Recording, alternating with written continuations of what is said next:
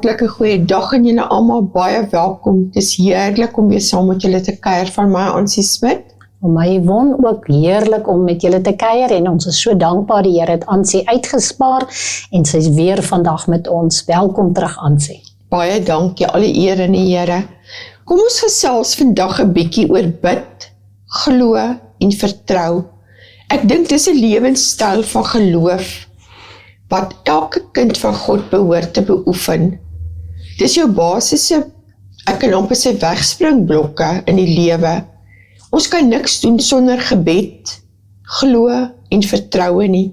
So kom ons kyk vandag 'n bietjie hoe ons met God gaan praat, hoe ons rus in sy karakter en dan hoe ons uiteindelik leef in totale oorgawe en verwagting totdat ons die deurbrake sien. So ons beweeg van onsekerheid na 'n versekerde verwagting. Ons sien uit na God se antwoorde elke keer as ons daar gebid het.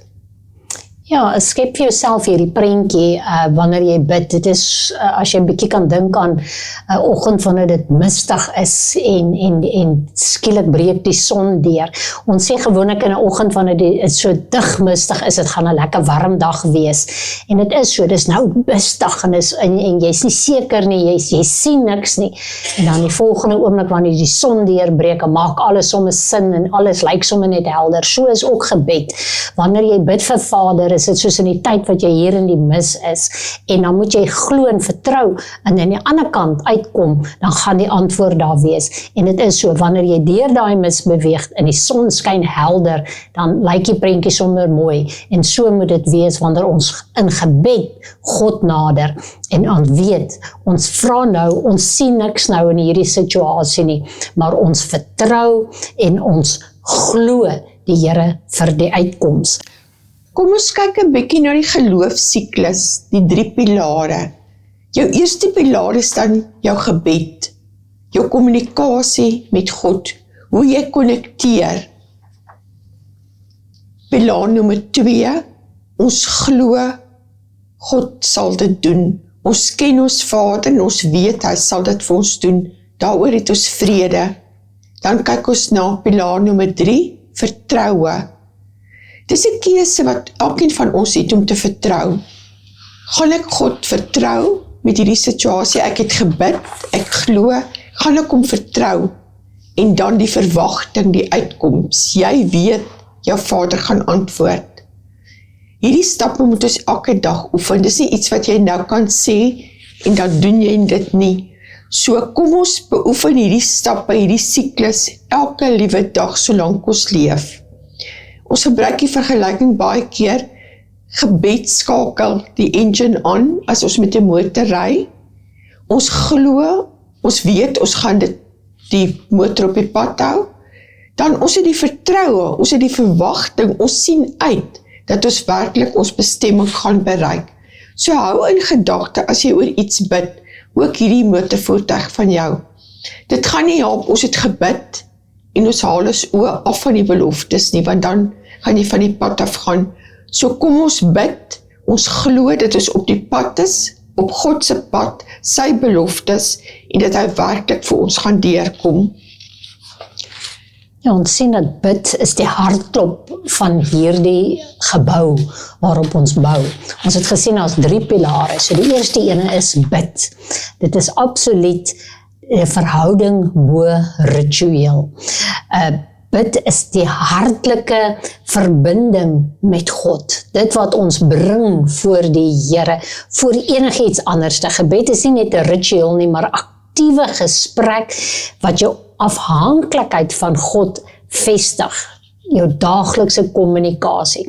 So ons kan niks op ons eie kragte doen nie. Ons is absoluut afhanklik van God. Deur te bid, herken jy en jy bely voor God dat jy niks in jou eie kragte kan doen nie. Daarom kom jy na hom toe.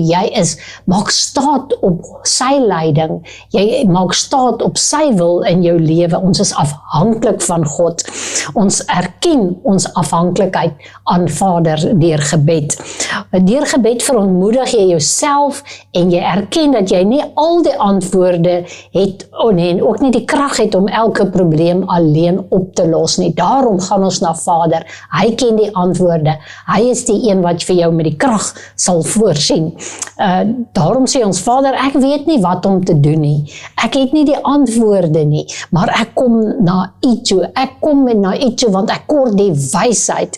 Jakobus 1 vers 5 sê, as jy wysheid kort kom, moet jy dit bid van God, en hy sal dit voorsien. Hy sal dit vir jou gee, want dit is 'n belofte van hom. Ons sien ook, ons dink aan Salomo, toe hy gesê het, God gee vir my die wysheid, hoe moet ek hierdie land regeer wat U op my gelê het, hierdie verantwoordelikheid wat U vir my gegee het, en hy het gebid vir wysheid en die Here het hom geseën. Ek bid elke dag vir wysheid, want elke dag is ons in 'n ander situasie, in 'n ander omstandighede, ander dinge kom oor ons pad. So ons het nodig om elke dag opnuut te sê, Here, ek gaan dit doen vandag, of ek moet dat doen. Ek gaan vandag vir 'n onderhoud, of ek gaan vandag die dokter sien, of ek gaan vir 'n werksonderhoud, of ek moet met my kinders praat oor 'n probleem, of ek moet met my man praat, of iets gebeur. Sê, Here, ek het die wysheid nodig, hoe om hierdie saak te hanteer. Gee my die wysheid. En die Here is getrou. As jy na hom toe kom, sal hy vir jou die wysheid gee. Ja, ek dink nou net aan die gebed van 'n kind. As ons gaan luister, hulle praat met Jesus oor enige iets. Baie keer sal jy iemand aan die tafel hoor, 'n seentjie of 'n dogtertjie wat sê, dankie vir die tomatiesous, so Yvonne.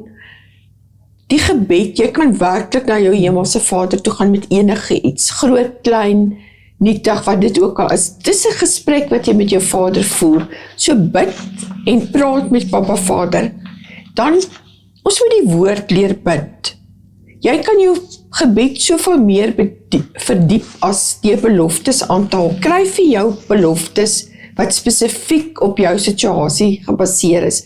As jy siek is, gaan soek 'n paar skrifte oor genesing.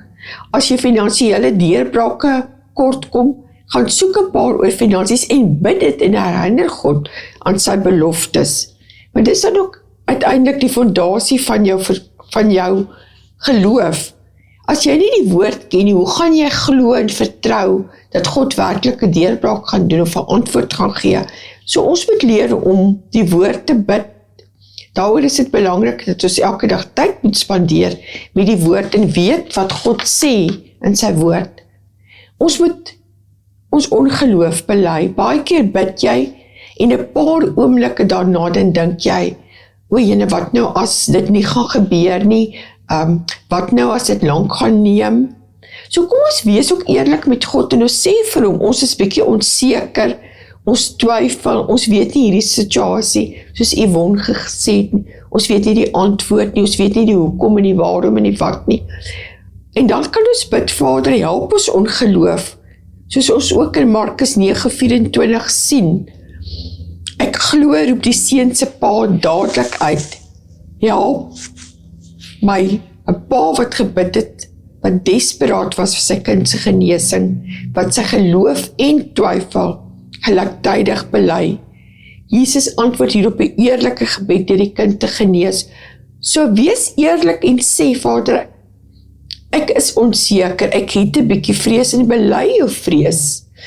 Wees eerlik, Markus 9:24. God soek jou hart en nie jou beste vertoning nie.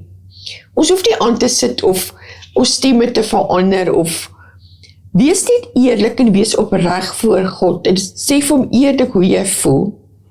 Ja, wat so wonderlik is wanneer jy met God praat, is jy hoef niks weg te steek nie, jy hoef nie 'n mooi voetjie voor te sit nie, jy hoef nie om te probeer beïndruk nie, want hy ken jou hart, hy weet presies wat het jy. So moenie probeer mooi woorde bou en dit voor hom lê nie. Hy wil hê jy moet eerlik wees. As jy sê, Here, ek is 'n bietjie bang vir hierdie situasie, soos Ansie gesê het, dan sê jy dit vir hom, want hy waardeer dit wanneer ons eerlik is. Die eerlike geloof, dit wys dat God eerlikheid bo gepolitoerde gebed waardeer en dat geloof en twyfel mekaar nie uit sluit nie. So ons moet regtig weet, die Here weet, dat ons is ook maar mens, ons kom ook dinge tekort. Sien die pa het geworstel, omdat die disippels nie sy seun kon genees nie, en Jesus beklemtoon dat alles moontlik is vir die een wat glo.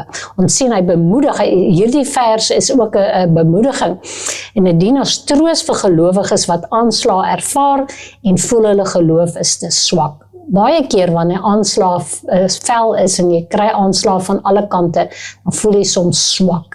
Maar die Here ken dit, daarom troos hy ons en deur te wys Jesus ontmoet mense waar hulle is. Hierdie pa het na hom toe gekom in sy ongeloof en hy het gesê kom my ongeloof tegemoet. Jesus het hom daar tegemoet gekom. Jesus kom vir my en vir jou ook in ons swakheid tegemoet. Die gebed help my in my ongeloof word dikwels gesien as 'n kragtige erkenning dat 'n mens geloof benodig het om ongeloof te oorkom. Ja, kom ons kyk 'n bietjie na die lofsmodel. Eerstens begin jy jou gebed altyd met lofprysing. In hierdie lofprysing kan ons nooit genoeg beklemtoon nie. Jy kan nie instap sommer dadelik en hier kom met jou inkopieslys nie. Kom ons prys die Here vir sy grootheid en sy goedheid, sy genade elke liewe dag oor ons lewe. Dan die opdrag, ons bid omdat dit 'n opdrag van God is. Ons doen belydenis en dan voedaan sy danksegging. Jy kan al reeds terwyl jy bid dankie sê vir wat jy nou net gevra het. Dank die Here dat hy gaan antwoord en dat hy 'n deurbraak gaan doen. Dan jou smeekgebede, soos ons reeds gesê het, jy kan met alles na die Vader kom. Ons moet volhard, hier's waar die belangrike deel inkom. Jy moet volhard in jou wagtydperk. Ons kan nie net ophou as ons gesê het, amen, nou dink, dis nou klaar nie. Kom ons hou die lyn, die kommunikasie oop en ons begin luister, want God sit gereed om te antwoord. Dis ons wat baie keer, ek kan amper sê die wifi afsit, en nie hoor nie, of jy het dalk al gehoor, en jy dink nie, dis God wat gepraat het nie, jy is dalk ongehoorsaam, so kom ons maak werklik tyd om stil te raak, en te luister. Dan gaan kyk ons na vertrou, die brug, die tweede pilaar. Vertrou is die brug tussen gebed, wat ek nou net gevra het, en wat ek gaan ontvang. Jy gaan nie oor daai brug kom, as jy gebid het, en jy kan nog nie die einde sien. Jy glo en vertrou nog nie, dat daar werklike antwoord gaan kom nie. So op hierdie brug moet jy jouself gereed maak, as daar 'n negatiewe gedagte kom, 'n negatiewe woord, dan moet jy kan bely sê, maar Vader, ek het nou reeds dit vir u gegee. Ek glo en vertrou dat ek beheer het, en ek gaan myself dissiplineer om nie verkeerd te dink nie, en ek weet dat ek dit gaan ontvang. Al lyk die omstandighede baie keer vir ons onveranderd. Soos ons in die begin gesê het, die storm is daar, die donderweer is daar, die blitse slaan. Jy bid miskien vir 'n kind, vir jou man, hoeveel jare al, jy bid vir 'n siektestoestand, maar jy kan nie nou moed opgee as jy nog niks sien gebeur het nie. Dis dan wanneer ons moet volhard, ek kan amper sê vasbyt en vasstaan op God se beloftes, en dan moet ons geduldig wag. Ons moet onthou, God se tyd is nie ons tyd nie. Hulle sê altyd, God is nooit te vroeg nie, hy is ook nooit te laat nie. So kom ons wag geduldig op God se beloftes. Ja, en dit gaan oor om op te hou om 'n beheer te wil wees. Ons moet die beheer laat gaan. Dit laat my dink aan 'n persoon wat met wedren duwe resies wil dan deelneem. Hy het hierdie kampioen duif in sy hande en hy gaan hom laat los en hierdie duif gaan vlieg en hy gaan sy eindbestemming bereik, maar hy kan nie wen as hierdie persoon nie die duif laat los nie en glo en vertrou dat hierdie duif gaan op sy eindbestemming aankom. So is ons gebed. Wanneer ons hierdie gebed in ons hande het en ons gee dit oor aan God, dan vat hy beheer oor dit. Hy laat dit in die rigting gaan. Maar wanneer ek en jy bid en ons hou dit vir onsself, ons sê nee, ek het nou gebid, maar ek gaan nou maar liewerste net gou by my buurman aanklop en hoor of hy my nie kan help nie, of ek gaan net gou na die bankbestuurder toe. Dit is nie beheer oorgee nie. Dit is wanneer jy in beheer wil wees. So beheer beteken, ek het gevra, so ek gee nou die beheer oor aan God en ek vertrou. Ware vertroue beteken om die behoefte, om die uitkomste bestuur, los te laat. Dit is soos om 'n swaar pakkie aan iemand wat jy vertrou oor te gee. Jy hou op om dit te probeer dra, sodat dit in hulle hande is. Baie keer as ons vir 'n klein kindjie iets gee, 'n glas water of iets sê, ja, jy is al versigtig, want jy weet nou nie of jy kind dit kan beheer nie. So ons staan langs aan en ons kyk, moet ons toelaat om met hierdie koppie water te loop of nie? Maar nee, die Here sê, wanneer jy dit in my hand gee, laat los, ek sal die pakkie dra, moet jy nie meer hierdie pakkie dra verder nie. Omarm goddelike tydsberekening. Ons praat baie daaroor in hierdie program. God se tydsberekening, net soos Ansie nou gesê het, God is altyd betyds, al lyk dit vir jou of hy 4 dae laat is. Verstaan dat 'n vertraging nie ontkenning is nie. God sien 'n baie breër omvang en werk dikwels agter die skerms om beide die situasie en jou hart vir die regte oomblik voor te berei. Doen wat jy kan en wag op God se tyd. Dit is soos wanneer iemand bid vir die Here. Here, ek wil graag 'n besigheid beginne. Ek wil graag dit doen en nou het jy gebid en nou moet jy wag, want die Here moet eers kyk, kan hy jou toevertrou om hierdie besigheid? Sal jy moeilike kliënte kan hanteer? Sal jy, wanneer dit dinge styf gaan, sal jy dit kan hanteer? So God berei jou eers voor, om te kan sien, sal jy al hierdie dinge kan doen, voordat hy die antwoord sê en sê, ja, my kind, hier is dit nou, hier kom jou antwoord, ek gee dit nou. So alles is in God se tyd, want hy weet, hy moet jou voorberei vir dit wat gaan gebeur. Ons moet ook rus in sy soewereiniteit. Om God te vertrou, laat jou toe om sy rus binne te gaan en vrede te vind, selfs te midde van die storm. Dit is net soos wat ek gesê het vroeër, as jy in 'n situasie is wat dit mistig is, dis mistig, jy weet nie wat aan die ander kant is nie, maar jy weet, ander kant hierdie storm, ons hoor baie keer lees ons van die verhaal van die pa en die dogter en wat op 'n pad is en dan die dogter bestuur en sy leer nog eintlik bestuur en dan skielik is daar 'n storm en dan wil sy aftrek en sê die pa nee, hou net aan ry en aanhou ry en al het sy gebewe en sy was vreesagtig, het sy gery en hulle het uit hierdie storm uitgery waar ander mense afgetrek het en hulle was baie langer in hierdie storm. So wil die Here ook vir ons sê, hou net aan, want ja, ons weet die een wat in beheer is getrou en hy is ons Vader, hy ken ons. Ja, die wagproses, soos jy word net nou gesê het van die pakkie, ek dink dis in hierdie wagtydperk met ons die pakkie wat jy nou net vir God gegee het, dan dink jy, laat ek net gou die pakkie weer gaan haal, ek gaan sommer self dit probeer doen. So kom ons doen, as ons hierdie pakkie werklik oorgegee, dat ons dit daar sal los. Ons almal het al rondgehardloop met ons pakkies, dit weer gaan haal, en self probeer doen, of self uitgewerk, en dan besef jy, maar ek kan dit nie doen nie, dan gee ons dit weer vir ons Vader, ons gaan sit dit weer neer. So vertrou is wat jy doen, wanneer jy nog nie die antwoord sien nie. Jy weet nie hoe God gaan antwoord nie, jy weet nie wanneer hy jou gaan antwoord nie, maar jy weet, daar gaan 'n deurbraak kom, daar gaan 'n oplossing kom, God gaan voorsien. Kom ons kyk 'n bietjie Spreuke 3 vers 5 tot 6.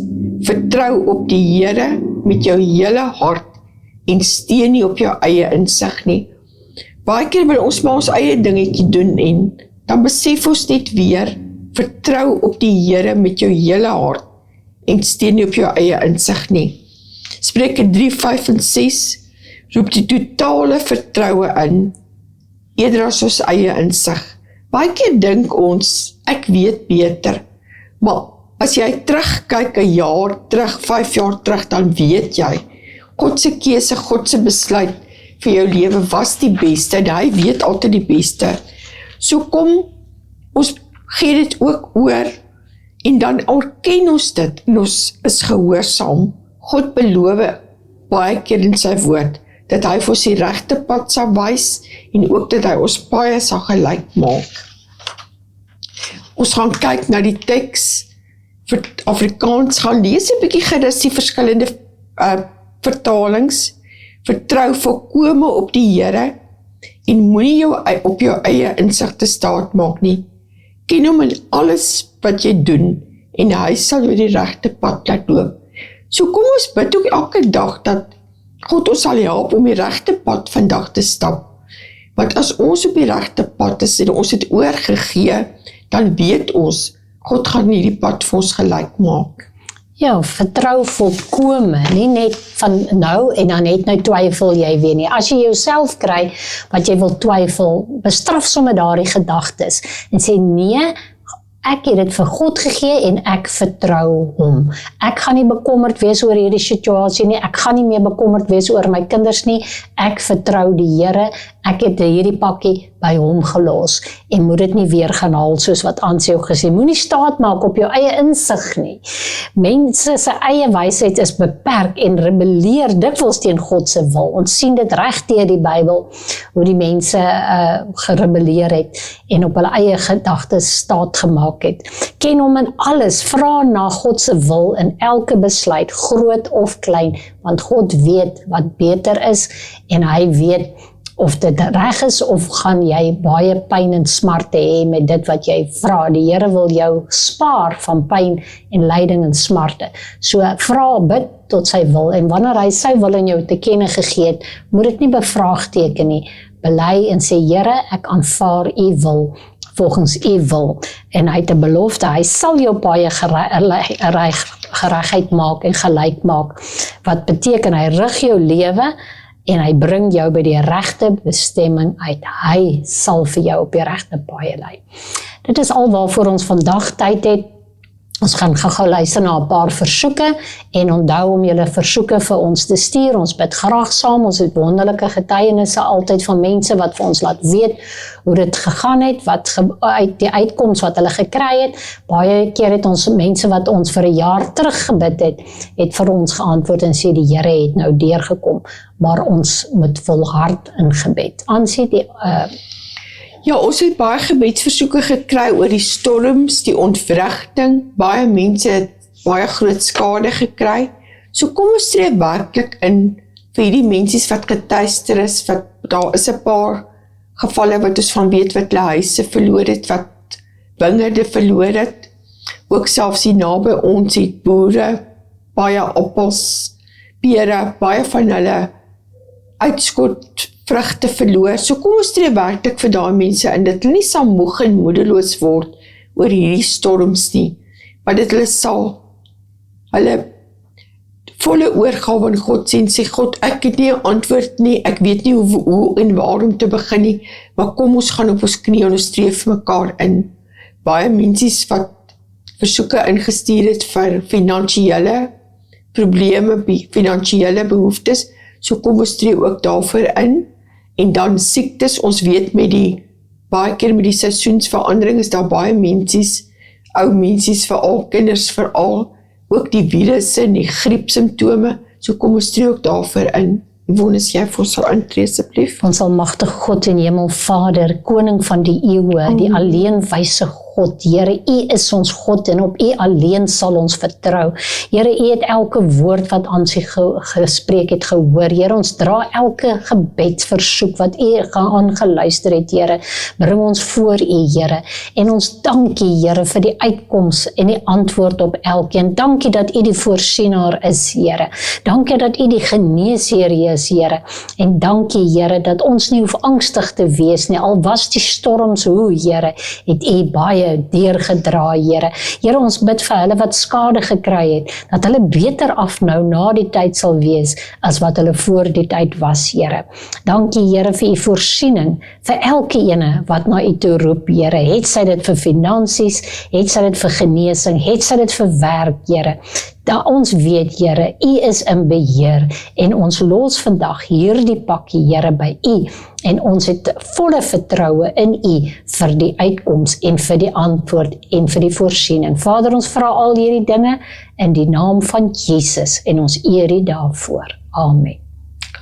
Hartlike totsiens, ons hoor graag weer van julle, tot die volgende keer. Totsiens.